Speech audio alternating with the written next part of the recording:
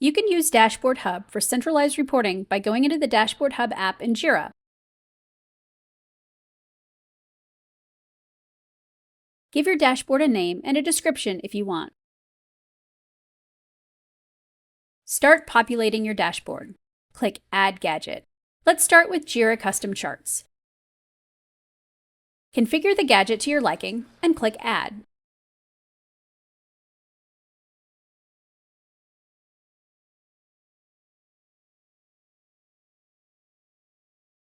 Now let's add a pending tasks gadget.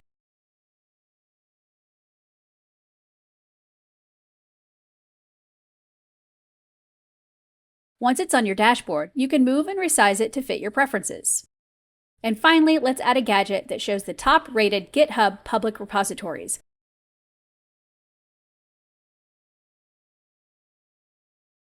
Move and resize it to fit your dashboard.